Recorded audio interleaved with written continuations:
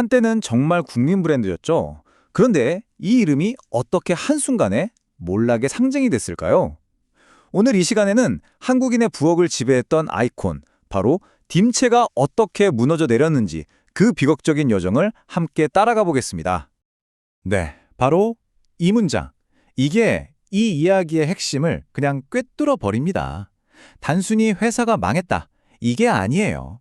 이건 믿었던 사람들, 그러니까 우리 모두에 대한 배신의 이야기다. 바로 이겁니다. 자, 그럼 도대체 어떻게 한국인들이 그렇게나 사랑했던 이 가전제품이 하루아침에 이렇게 파멸의 상징이 될 수 있었을까요? 지금부터 그 단서를 하나하나 같이 한번 찾아가 보시죠.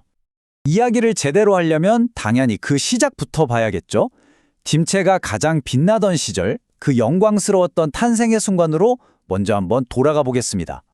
맞습니다. 딤체는 그냥 냉장고가 아니었어요. 1995년에 처음 나왔을 때 이건 뭐랄까 완전한 혁신이었죠. 생각해보세요. 아파트 생활이 보편화되던 시기에 우리 전통 김장독의 그 발효과학을 현대기술로 딱 가져온 거잖아요. 한국인의 식탁 풍경을, 아니 문화를 통째로 바꿔놓은 제품이었던 겁니다. 이 내용을 좀 보세요. 와, 정말 대단하지 않습니까? 20년 넘게 시장 점유율 1위. 이게 무슨 뜻이냐면요. 그 거대한 삼성이나 LG도 이 김치냉장고 시장에서만큼은 딤체를 이기지 못했다는 겁니다. 그야말로 독자적인 왕국을 건설한 거죠. 그렇기 때문에 이렇게 대단한 성공을 했기 때문에 지금의 이 몰락이 더 비극적으로 느껴지는 겁니다. 자, 그런데요. 바로 여기서 이야기의 첫 번째 전환점이 등장합니다. 회사의 주인이 바뀌어요. 그리고 모든 게 달라지기 시작합니다. 아주 공격적인 위험한 확장의 서막이 열린 거죠. 이 타임라인을 한번 보시죠. 원래 만도기계에서 시작했죠. 그러다가 2014년에 대유그룹이라는 곳에 인수가 됩니다.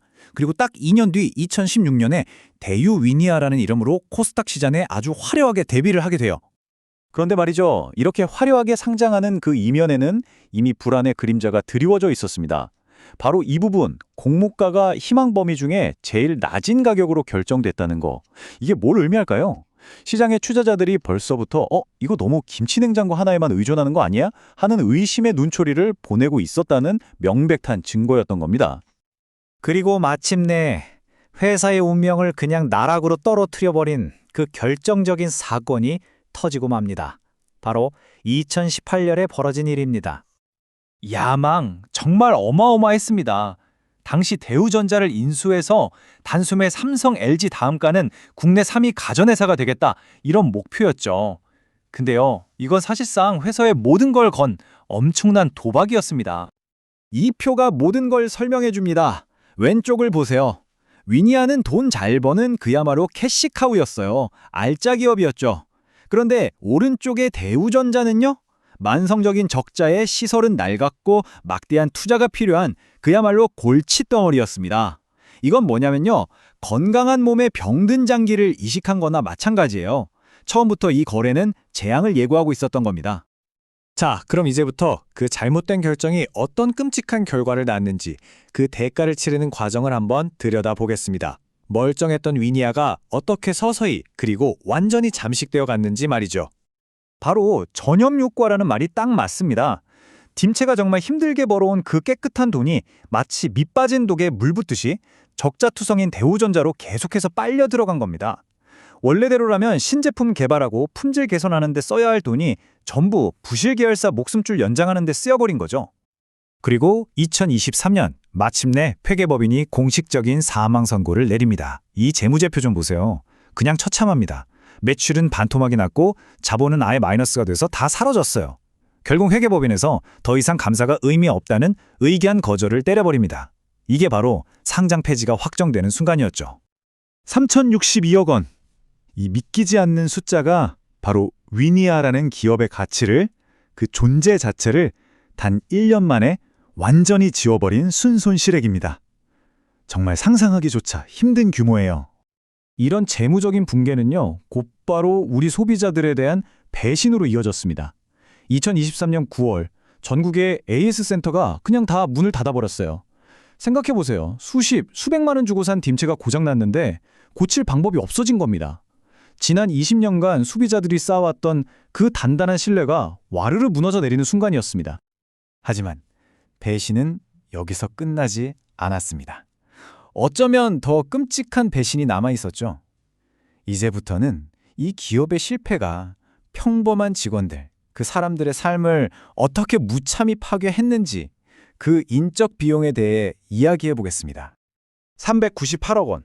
이건 검찰이 확인한 체불임금과 퇴직금의 최소 금액입니다. 최소요. 이 숫자 뒤에는요. 월급 한 푼 못 받고 당장 내일의 생계를 걱정해야 했던 수천 명의 눈물, 그 가족들의 고통이 그대로 담겨 있는 겁니다. 그 뒤로는 거침이 없었습니다. 주식은 거래 정지됐고 회장은 구속됐고 결국 상장 폐지, 그리고 마침내 회사의 심장이라고 할 수 있었던 광주 공장마저 경매로 팔려 나갔습니다. 한때 시대를 풍미했던 거대한 기업이 완전히 해체되는 과정을 보고 계신 겁니다.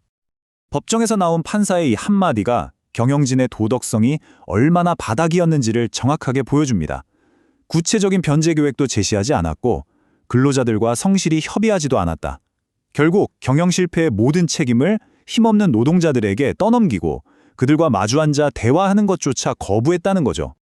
자, 이쯤 되면 이런 질문을 던져봐야 합니다. 이 모든 비극을 통해 우리는 대체 뭘 배워야 할까요? 한때 김치 냉장고의 제왕이었던 딤체를 결국 무엇이 죽음으로 몰고 간 걸까요? 결론적으로 치명적인 실수는 이 세 가지로 요약할 수 있습니다. 첫째, 자기 분수를 모르고 덤벼든 무모한 인수합병. 둘째, 그렇게 돈이 다른 데로 새어나가면서 정작 핵심 제품인 딤체의 혁신은 멈춰버렸다는 것. 그리고 아마 가장 중요한 세 번째일 텐데요. 모든 책임을 회피하고 노동자와 소비자에게 고통을 전가한 리더십의 완전한 도덕적 해이. 이 세 가지가 합쳐져서 결국 이 비극을 만들어낸 겁니다. 그리고 오늘 위니아라는 회사는 대한민국에서 완전히 사라졌습니다. 한 시대를 상징했던 그 이름, 딤체라는 브랜드만이 새 주인을 기다리면서 경매 시장에 나와 있는 신세가 됐습니다. 그래서 마지막으로 이 질문을 던지면서 마무리하고 싶습니다. 모두에게 사랑받던 브랜드가 감당할 수 없는 야망을 품었을 때 그 실패의 대가는 궁극적으로 누가 치르게 되는 걸까요? 딤체의 배신은 우리 사회에 정말 무겁고도 뼈아픈 질문을 남겼습니다.